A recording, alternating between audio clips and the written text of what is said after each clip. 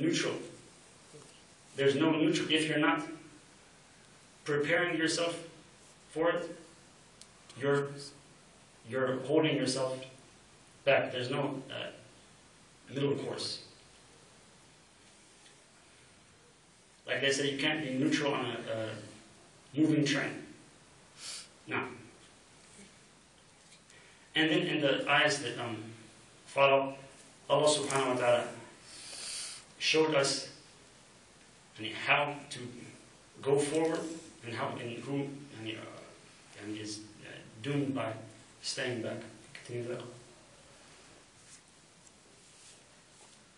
كل نفس بما كسبت رهينة إلا أصحاب اليمين في جنات يتساءلون عن المجرمين ما سلكهم في سقر.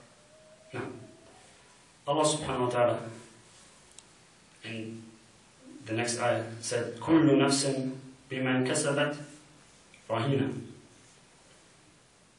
Every single soul is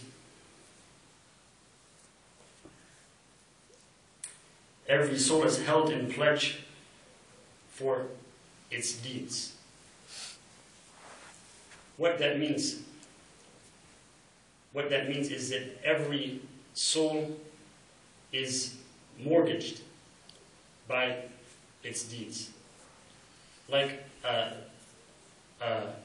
house that's been mortgaged. What does that mean? A mortgaged house? What does it mean when your house is mortgaged? You cannot own You're loaned the money. Someone lended you the money for that house. But that's not all. It's not just a loan. What makes a mortgage different from a loan? You cannot own it without being consistent and paying on time until you finish the loan and interest. The property, the house, is collateral for the loan. Yeah. So you can pay off the loan, and then you keep the house. If you don't pay off the loan, what happens? You will take it back from you. The lender will foreclose on the home. That's what the meaning of rahina is. Rahina is like something that's been pledged or mortgaged. Allah subhanahu wa ta'ala said that every single soul, there's no soul that's automatically has a guarantee of salvation. Every soul is held in pledge. It's under a mortgage. And that mortgage is paid off by what that soul does, by the deeds of that soul. Like Allah subhanahu wa ta'ala said, وَكُلَّ إِنسَانٍ أَلْزَمْنَاهُ طَائِرَهُ فِي عُنُقِهِ. We have hung every soul's fate around its own neck. And this is like the Prophet ﷺ said, كُلُّ النَّاسِ يَغْدُو فَبَائِعُ النَّفْسَ فَمُعْتِقُهَا أَوْ مُوبِقُهَا. Every soul, every single soul goes out in the morning and it's putting itself, it's selling itself. And it will either redeem itself or ruin itself. It will either be redeemed or be foreclosed on. There's no neutral. No one has a guarantee of salvation just by as a birthright. Allah subhanahu wa ta'ala says that every single soul is held in pledge or held in is mortgaged by its deeds, and the meaning here is that they will be foreclosed on. There will be, if they're not saved, they will be foreclosed on. They will be taken to account. Allah subhanahu wa ta'ala said the exception to that, those who will be redeemed are, did you read the next ayah? Ashab al-Yamin, the people on the right. This expression, we talked about this before in the Quran. When you read this many times in the Quran, the meaning of the right or the right hand means, it has the message of strength and being correct. And this expression is in the Quran many times. It's also in the Gospels and in the Old Testament. And it's as if that it's the message, the meaning of this ayah is those who, the only exception from these foreclosures is those who have been saved by the right hand of God subhanahu wa ta'ala. Those who have been shown grace by Allah subhanahu wa ta'ala. They are the exception to those foreclosures. Allah subhanahu wa ta'ala described them as being in gardens and being carefree because they weren't casual and careless and heedless in this life. They were rewarded by being in paradise, and they will be there in bliss, carefree. Allah subhanahu wa ta'ala described them as being in gardens, talking to each other, asking each other. And the image we're given here is of people who have no worries. They're not concerned about anything. They have no fear and no regrets. Allah subhanahu wa ta'ala, may Allah subhanahu wa ta'ala make all of us from these people who He has redeemed, subhanahu wa ta'ala. Allah subhanahu wa ta'ala said that they would be asking each other, talking to each other about al-Mujrimin, the guilty, the ones who were convicted, the ones who were, their souls were foreclosed on. Did you read the next line? Continue. Read it again. Continue. From the ما سلككم في سقر. ما سلككم في سقر قالوا لم نك من المصلين ولم نك نطعم المسكين وكنا نخوض مع الخائضين وكنا نكذب بيوم الدين حتى أتانا اليقين فما تنفعهم شفاعة الشافعين. نعم. Allah subhanahu wa ta'ala described it as asking each other, wondering to each other what happened to the guilty, those who were condemned, or those whose souls were foreclosed on. Allah subhanahu wa ta'ala described them as actually asking them. And this is part of an honor for these chosen servants of Allah subhanahu wa ta'ala, and further disgrace for the guilty. They are, this is a reminder of their humiliation. And these people are raised above them and talking down to them. They're talking down to them. Even though some of these people in this life may have been people of the highest prestige and status, and some of the other people who were redeemed may have been people who were considered unimportant or people who no one gave a second thought to. But on that day, the only glory that remains is the glory of Allah subhanahu wa ta'ala. And Allah subhanahu wa ta'ala said they will be, and if you want to read this in detail, read Surah Al-A'raf. Allah subhanahu wa ta'ala in these ayahs said that the people who were redeemed will ask those who were condemned, مَا سَلَكَكُمْ فِي سَقَرٍ. What led you to Saqar? And we talked about before that Saqar is one of the names of Jahannam or the hellfire. We talked about this before when we were doing the earlier ayahs. They will ask them, "What مَا سَلَكَكُمْ فِي سَقَرٍ?" What led you to Saqar? What led you to this destination? What did you do to earn it? And they respond, and this is again part of the humiliation of those who were doomed.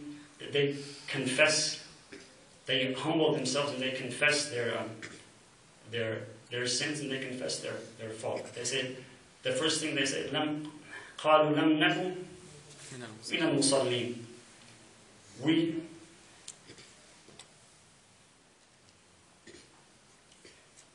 See, they translate it here, we did not pray, which is definitely the biggest meaning.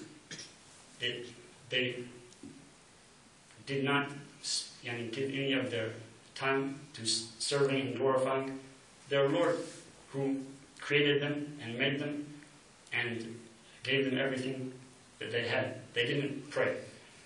That is a simple translation of the ayah, but the ayah is clearer than that. Allah subhanahu wa ta'ala said, they said, لَمْ نَكُ مِنَ الْمُصَلِّينَ. They didn't say, لَمْ نَكُ مُصَلِّينَ. And they said, we didn't belong to, we never joined those who pray. Yani it's as if part of this is an expression of regret. There were others who did so, and we never joined them. Also, this is part of their confessing their lowliness, that this group was great, and we never joined them. And they say, وَلَمْ نَكُ نُطْعِمُ الْمِسْكِينَ. And we never fed the poor. And these two ayahs are the foundation of all virtue. Like we talked about, I think it was sort of al-haqqa. We didn't serve Allah subhanahu wa ta'ala, we didn't worship the Lord, and we didn't do good to others. We never prayed, we didn't join those who pray, and we didn't feed those who were in need. And then they say, وَكُنَّا نَخُوضُ مَعَ الْخَائِضِينَ. And they said, we used to wallow in the things that others wallowed in. The khawd here, it means to get into some water, literally. A lot of times Arabs say they mean like khada ghamrat al-harb, to wallow, to get involved in a war. It's as if there's a contrast here between not joining those who, instead of joining those who pray, we indulged in mockery or blasphemy with the others who did so. It's as if this is also, there's a reference to the man Allah subhanahu wa ta'ala described in the surah who recognized these words were true, and he fought that off and chose to be on the side of those who were blasphemed against it. And as we read the first commandments in this surah directed to the Prophet ﷺ, two of those commandments were وَثِيَابَكَ فَطَهِرْ وَالرِّجْزَ فَهْجُرْ. Walk in faithfulness, in purity, and shun the abomination. Part of shunning the things that are unholy is not doing this. No. And they say, وَكُنَّا نُكَذِّبُ بِيَوْمِ الدِّينِ حَتَّى أَتَانَا الْيَقِينَ. And we denied the day of judgment until we saw it with our own eyes. We denied the day of judgment until we saw it with our own eyes. This is just like someone who denies the dawn coming until it's you can't delay it, you can't turn it back, you can't put it in slow motion. Denying the judgment is just as futile as denying the coming day. The meaning of the word yaqeen, I think we talked about this before too. The meaning of yaqeen here is there's a khabar, it's like I'm telling you something, and yaqeen is first person knowledge. This and the warning here, this is a warning. Yaqeen is it actually coming true. And yaqeen doesn't have a special magical significance. We see in these ayahs there was a warning and then something that came true. The meaning of this ayah is like In Surah Al-A'raf, Allah subhanahu wa ta'ala said, هَلْ يَنظُرُونَ إِلَّا تَأْوِيلًا يَوْمَ يَأْتِي تَأْوِيلُهُ يَقُولُ الَّذِينَ نَسُوهُ مِنْ قَبْلُ قَدْ جَاءَتْ رُسُلُ رَبِّنَا بِالْحَقِّ فَهَلْ لَنَا مِنْ شُفَعَاءٍ فَيَشْفَعُوا لَنَا أَوْ نُرَدُّ فَنَعْمَلَ غَيْرَ الَّذِي كُنَّا نَعْمَلُ.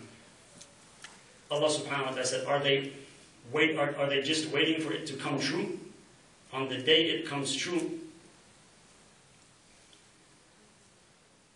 what is that? On the day it comes true, those who didn't pay attention to it before will say, is there anyone who will plead our case? Or can we be sent back and we'll do different than we did before? Allah subhanahu wa ta'ala said that surah, قَدْ خَسِرُوا أَنفُسَهُمْ وَضَلَّ عَنْهُمْ مَا كَانُوا يَفْتَرُونَ. They have disgraced their own selves, and everything that they used to invent has now disappeared. This is very similar to the message in this ayah, because in the next ayah Allah subhanahu wa ta'ala said, now. Just a question. Like there are three different yaqeen mentioned: ilmul yaqeen, ainul yaqeen, and haqqal yaqeen. So it's the knowledge, and then What's ainul yaqeen? it's the knowledge of it, and then No, you see it with your own eyes, and then it becomes. it means first-hand knowledge, or or seeing something with your own two eyes. That's what it means. إليكم يا بني بكر إليكم ألم تعلموا منا اليقين. This Jahiliyyah, he's threatening another. I guess they had a war before this, and he's threatening another tribe. Has it yaqeen come to you about us yet? I mean, you've experienced us first. That's what he's saying. You've experienced us firsthand. You don't need someone else to tell you about it. I shouldn't have to be talking to you about it, because we've already done such and such to you. That's the meaning of yaqeen. It's like first-hand knowledge as opposed to a story. Like the Hudhud said to Sulaiman. Yes. What did the Hudhud say to Sulaiman? Yes. I brought you first-hand news from Saba. It's not the bird is saying it's not a story I heard or a rumor. I saw this first-hand. Right. No. But it's like the meaning in Surah Al-A'raf, يَوْمَ يَأْتِي تَأْوِيلُهُ, on the day when it comes true. And Allah subhanahu wa ta'ala, just like that ayah in Surah Al-A'raf, Allah subhanahu wa ta'ala, He said, فَمَا تَنْفَعُهُمْ شَفَاعَةُ الشَّافِعِينَ. But it has also meaning like this. What's that? It has meaning like this. وَاعْبُدْ رَبَّكَ حَتَّى يَأْتِيَكَ الْيَقِينَ. They said the yaqeen here is the last moment in your life when you. That's the ta'wil, but even in that surah before that, there are promises before that. The surah, إِنَّا كَفَيْنَاكَ الْمُسْتَهْزِئِينَ. There are promises throughout that surah. In the beginning of the surah, رُبَّمَا يَوَدُّ الَّذِينَ كَفَرُوا لَوْ كَانُوا مُسْلِمِينَ. There are examples in that surah of different fates that different people met. And Allah subhanahu wa ta'ala commanded the Prophet to, without giving him, telling him what the future would be, Allah subhanahu wa ta'ala commanded him to continue to worship your Lord and serve Him until you will see what you have been promised with your own two eyes. Now, in the next ayah, Allah subhanahu wa ta'ala said, فَمَا تَنْفَعُهُمْ شَفَاعَةُ الشَّافِعِينَ. No intercessor's plea can help them. Again, this is very terrifying. The meaning of this, they will have no one to beg for help. And when you read Surah Al-A'raf, you will see that Allah subhanahu wa ta'ala warned us that there are some people